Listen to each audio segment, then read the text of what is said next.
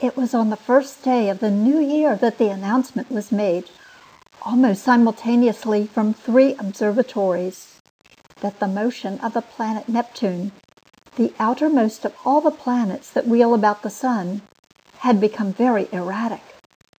Ogilvy had already called attention to a suspected retardation in its velocity in December. Such a piece of news was scarcely calculated to interest a world the greater proportion of whose inhabitants were unaware of the existence of the planet Neptune, nor outside the astronomical profession did the subsequent discovery of a faint remote speck of light in the region of the perturbed planet cause any great excitement.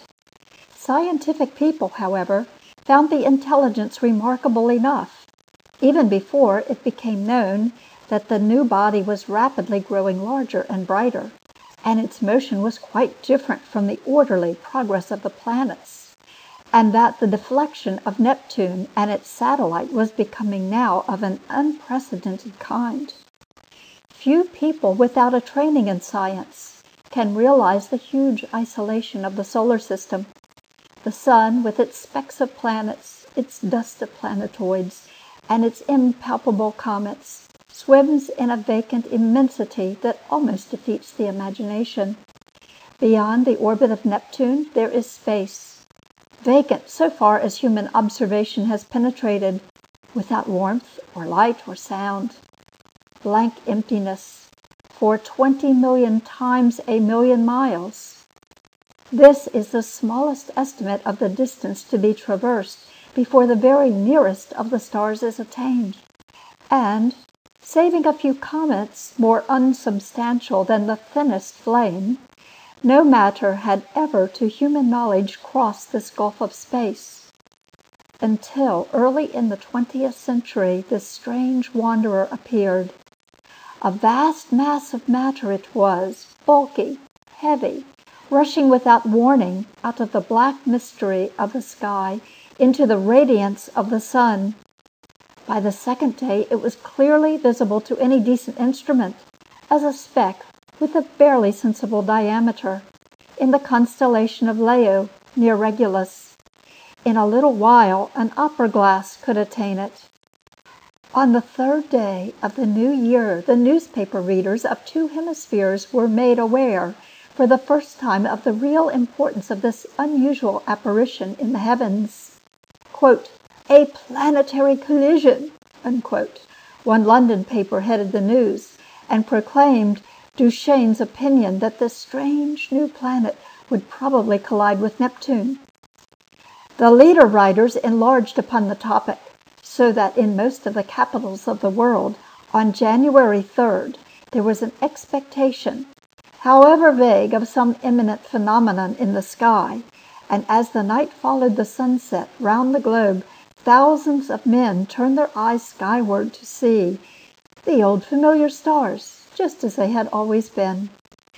Until it was dawn in London and Pollux setting, and the stars overhead grown pale. The winter's dawn it was, a sickly filtering accumulation of daylight, and the light of gas and candles shone yellow in the windows to show where people were astir. But the yawning policeman saw the thing. The busy crowds in the market stopped agape, workmen going to their work betimes, milkmen, the drivers of news carts, dissipation going home, jaded and pale, homeless wanderers, sentinels on their beats, and in the country laborers trudging afield, poachers slinking home. All over the dusty, quickening country it could be seen, and out at sea by seamen watching for the day, a great white star come suddenly into the western sky. Brighter it was than any star in our skies, brighter than the evening star at its brightest. It still glowed out white and large, no mere twinkling spot of light, but a small, round, clear, shining disk. An hour after the day had come, and where science has not reached, men stared and feared, telling one another of the wars and pestilences that are foreshadowed by these fiery signs in the heavens. Sturdy Boers, dusky Hottentots, Gold Coast Negroes, Frenchmen, Spaniards, Portuguese, stood in the warmth of the sunrise watching the setting of this strange new star. And in 100 observatories there had been suppressed excitement, rising almost to shouting pitch, as the two remote bodies had rushed together and are hurrying to and fro to gather photographic apparatus and spectroscope, and this appliance and that, to record this novel, astonishing sight, the destruction of a world. For it was a world, a sister planet of our Earth, far greater than our Earth indeed, that had so suddenly flashed into flaming death. Neptune, as it was, had been struck fairly and squarely by the strange planet from outer space, and the heat of the concussion had incontinently turned two solid globes into one vast mass of incandescence. Round the world that day, 2 hours before the dawn, went the pallid great white star, fading only as it sank westward, and the sun mounted above it.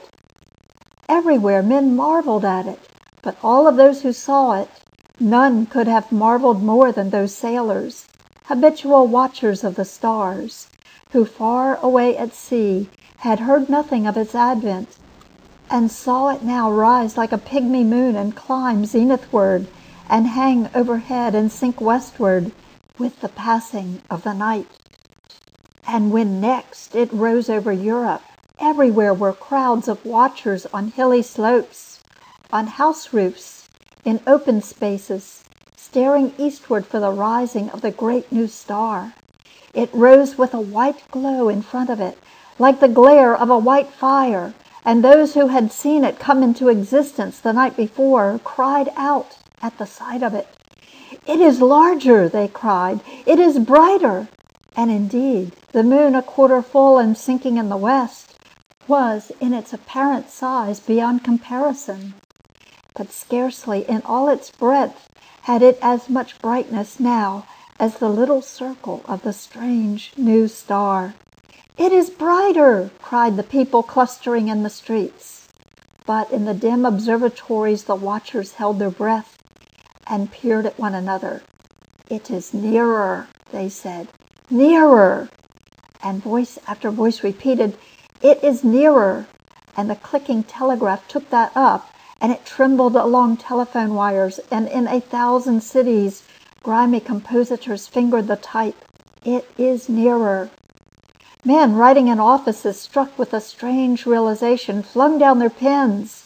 Men talking in 1,000 places suddenly came upon a grotesque possibility in those words.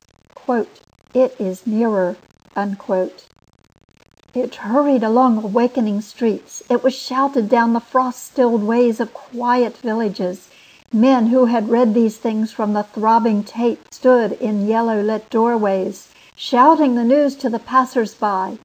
"It is nearer." Pretty women, flushed and glittering, heard the news told jestingly between the dances, and feigned an intelligent interest they did not feel. Nearer, indeed! How curious! How very, very clever people must be to find out things like that. Lonely tramps faring through the wintry night murmured those words to comfort themselves, looking skyward. "It has need to be nearer, for the night's as cold as charity. Don't see much warmth from it, if it is nearer all the same." "What is a new star to me?" cried the weeping woman kneeling beside her dead. The schoolboy, rising early for his examination work, puzzled it out for himself.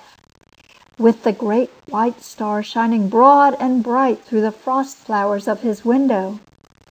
"Centrifugal, centripetal," he said with his chin on his fist. "Stop a planet in its flight, rob it of its centrifugal force. What then? Centripetal has it, and down it falls into the sun. And this, do we come in the way? I wonder." The light of that day went the way of its brethren, and with the later watches of the frosty darkness rose the strange star again. And now it was so bright that the waxing moon seemed but a pale yellow ghost of itself, hanging huge in the sunset. In a South African city a great man had married, and the streets were alight to welcome his return with his bride. "Even the skies have illuminated," said the flatterer. Under Capricorn, two Negro lovers, daring the wild beasts and evil spirits for love of one another, crouched together in the canebrake where the fireflies hovered. "That is our star," they whispered, and felt strangely comforted by the sweet brilliance of its light. The master mathematician sat in his private room and pushed the papers from him. His calculations were already finished. In a small white phial there still remained a little of the drug that had kept him awake and active for 4 long nights.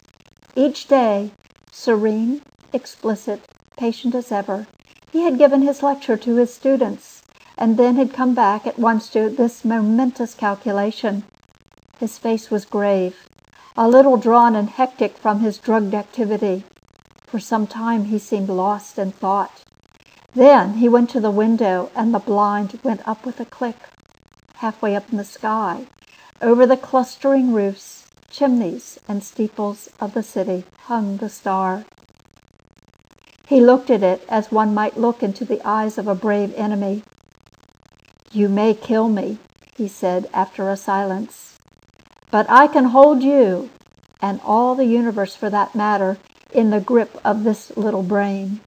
I would not change, even now." He looked at his little phial. "There will be no need of sleep again," he said. The next day at noon, punctual to the minute, he entered his lecture theatre, put his hat on the end of the table as his habit was, and carefully selected a large piece of chalk.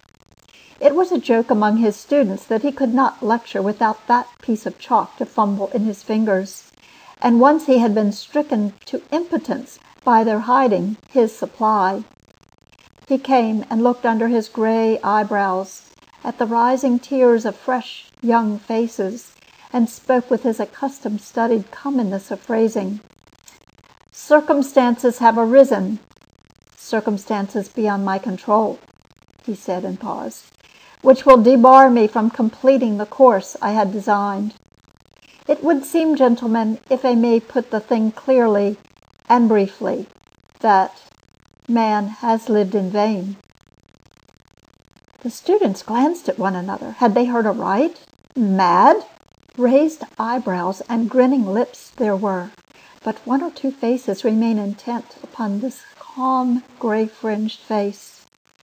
"It will be interesting," he was saying, "to devote this morning to an exposition, so far as I can make it clear to you, of the calculations that have led me to this conclusion. Let us assume—" He turned toward the blackboard, meditating a diagram in the way that was unusual to him. "What was that about lived in vain?" whispered one student to another.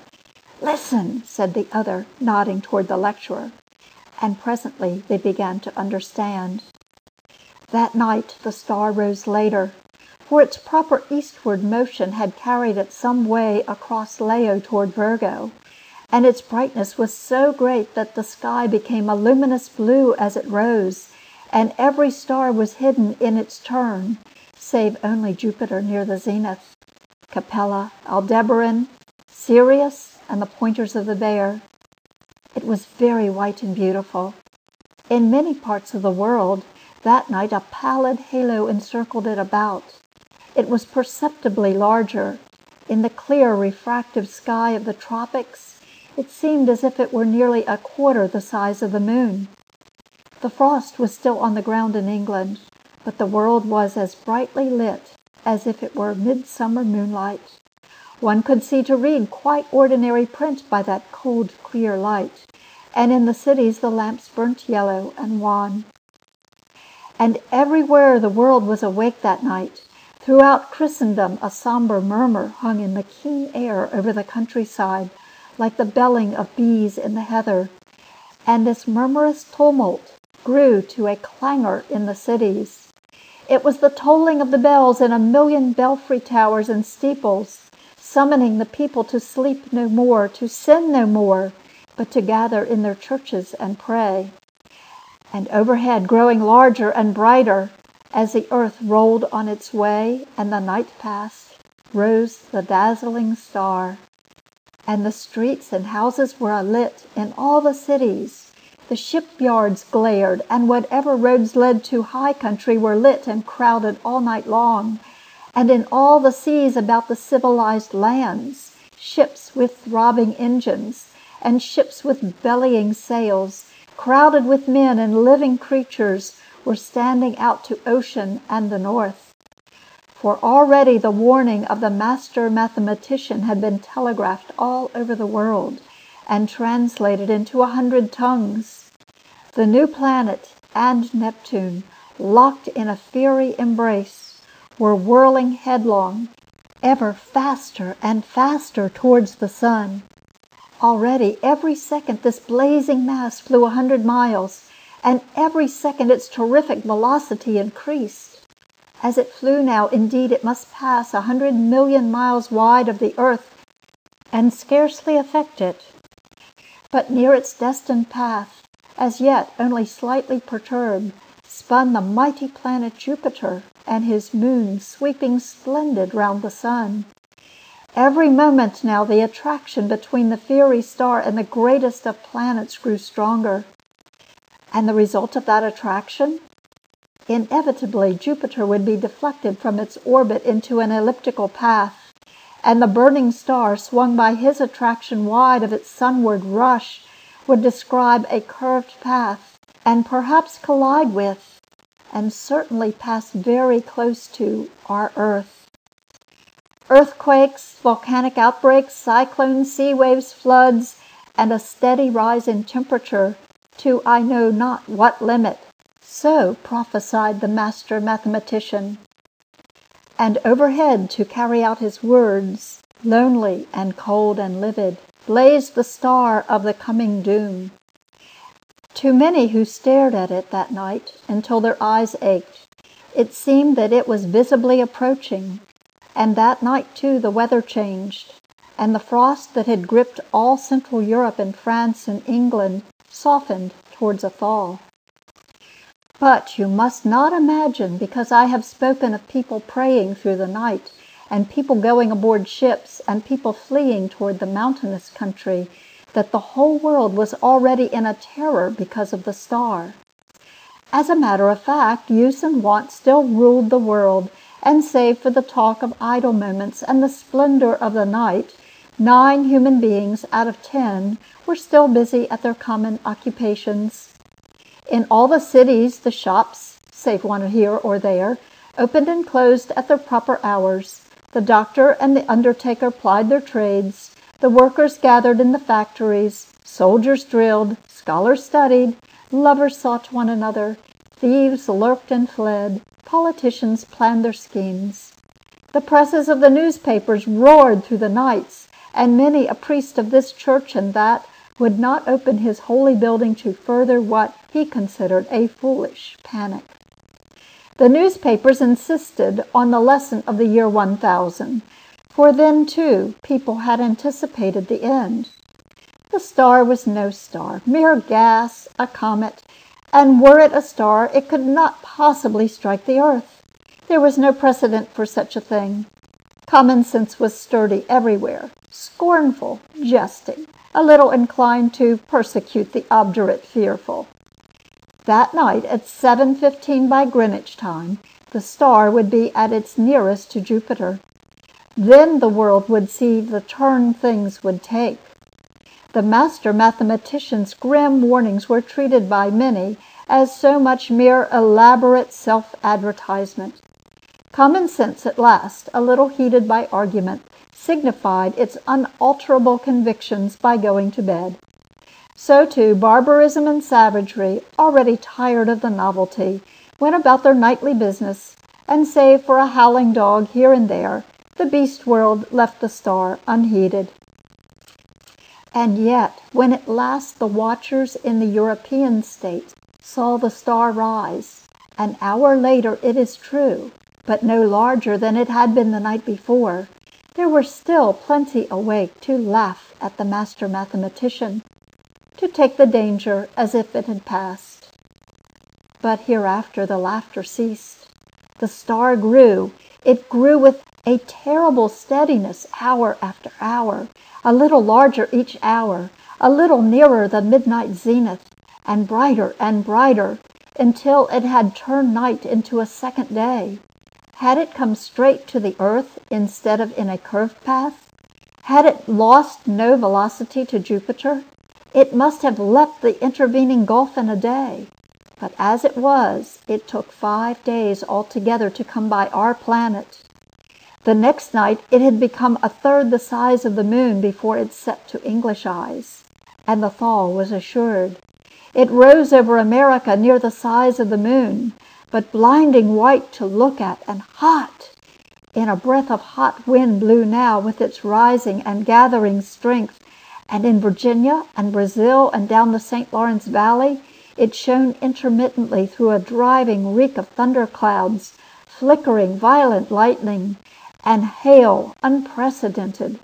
In Manitoba was a thaw and devastating floods, and upon all the mountains of the earth the snow and ice began to melt that night, and all the rivers coming out of high country flowed thick and turbid, and soon in their upper reaches, with swirling trees and bodies of beasts and men, they rose steadily in ghostly brilliance, and came trickling over their banks at last, behind the flying population of their valleys. And along the coast of Argentina and up the South Atlantic the tides were higher than they had ever been in the memory of man, and the storms drove the waters in many cases scores of miles inland, drowning whole cities. And so great grew the heat during the night that the rising of the sun was like the coming of a shadow. The earthquakes began, and grew until all down America, from the Arctic Ocean to Cape Horn, hillsides were sliding and fissures were opening, and houses and walls crumbling to destruction. The whole side of Cotopaxi slipped out in one vast convulsion, and a tumult of lava poured out so high and broad and swift and liquid that in one day it reached the sea. So the star, with the wan moon in its wake, marched across the Pacific, trailed the thunderstorms like the hem of a robe, and the growing tidal wave that toiled behind it, frothing and eager, poured over island and swept them clear of men, until that wave came at last, in a blinding light, and with the breath of a furnace, swift and terrible it came, a wall of water 50 feet high, roaring hungrily upon the long coasts of Asia, and swept inland across the plains of China. For a space the star, hotter now and larger and brighter than the sun in its strength, showed with pitiless brilliance the wide and populous country, towns and villages with their pagodas and trees, roads, wide cultivated fields, millions of sleepless people staring in helpless terror at the incandescent sky. And then, low and growing, came the murmur of the flood. And thus it was with millions of men that night, a flight no whither, with limbs heavy with heat and breath fierce and scant, and the flood like a wall swift and white behind. And then death. China was lit glowing white, but over Japan and Java and all the islands of Eastern Asia, the great star was a ball of dull red fire, because of the steam and smoke and ashes the volcanoes were spouting forth to salute its coming. Above was the lava, hot gases and ash, and below the seething floods, and the whole earth swayed and rumbled with the earthquake shocks. Soon the immemorial snows of Tibet and the Himalaya were melting and pouring down by 10 million deepening, converging channels upon the plains of Burma and Hindustan. The tangled summits of the Indian jungles were aflame in 1,000 places, and below the hurrying waters around the stems were dark objects that still struggled feebly and reflected the blood-red tongues of fire. And in a rudderless confusion a multitude of men and women fled down the broad riverways to that one last hope of men, the open sea. Larger grew the star, and larger, hotter and brighter, With a terrible swiftness now, the tropical ocean had lost its phosphorescence, and the whirling steam rose in ghastly wreaths from the black waves that plunged incessantly, speckled with storm-tossed ships. And then came a wonder. It seemed to those who in Europe watched for the rising of the star that the world must have ceased its rotation. In 1,000 open spaces of down and upland, the people who had fled thither from the floods and the falling houses and the sliding slopes of hill watched for that rising in vain. Hour followed hour through a terrible suspense, and the star rose not. Once again men set their eyes upon the old constellations. They had counted lost to them forever. In England it was hot and clear overhead, though the ground quivered perpetually. But in the tropics Sirius and Capella and Aldebaran showed through a veil of steam. And when at last that great star rose near 10 hours late, the sun rose close upon it, and in the center of its white heart was a disk of black. Over Asia it was. The star had begun to fall behind the movement of the sky, and then suddenly, as it hung over India, its light had been veiled. All the plain of India, from the mouth of the Indus to the mouths of the Ganges, was a shallow waste of shining water that night, out of which rose temples and palaces, mounds and hills, black with people. Every minaret was a clustering mass of people who fell one by one into the turbid waters as heat and terror overcame them. The whole land seemed a wailing, and suddenly there swept a shadow across that furnace of despair, and a breath of cold wind, and a gathering of clouds out of the cooling air. Men looking up, near blinded at the star, saw that a black disk was creeping across the light. It was the moon, coming between the star and the earth. And even as men cried to God at this respite, out of the east with a strange and inexplicable swiftness sprang the sun, and then star, sun, and moon rushed together across the heavens. So it was that presently, to the European watchers, star and sun rose close upon each other, drove headlong for a space, and then slower, and at last came to rest. Star and sun merged into one glare of flame at the zenith of the sky. The moon no longer eclipsed the star, but was lost to sight in the brilliance of the sky. And though those who were still alive regarded it for the most part with that dull stupidity that hunger, fatigue, heat, and despair engender, there were still men who could perceive the meaning of these signs. Star and earth had been at their nearest, had swung about one another, and the star had passed. Already it was receding, swifter and swifter, in the last stage of its headlong journey downward into the sun. And then the clouds gathered, blotting out the vision of the sky. The thunder and lightning wove a garment round the world. Over all the earth was such a downpour of rain as men had never before seen. And where the volcanoes flared red against the cloud canopy, there descended torrents of mud. Everywhere the waters were pouring off the land, leaving mud-silted ruins. And the earth littered like a storm-worn beach with all that had floated, and the dead bodies of the men and brutes, its children.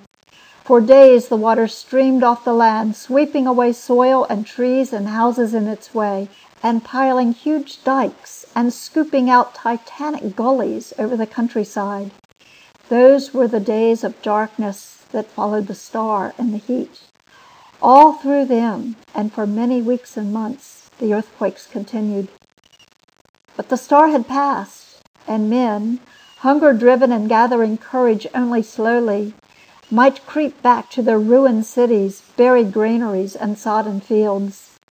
Such few ships as had escaped the storms of that time came stunned and shattered and sounding their way cautiously through the new marks and shoals of once familiar ports.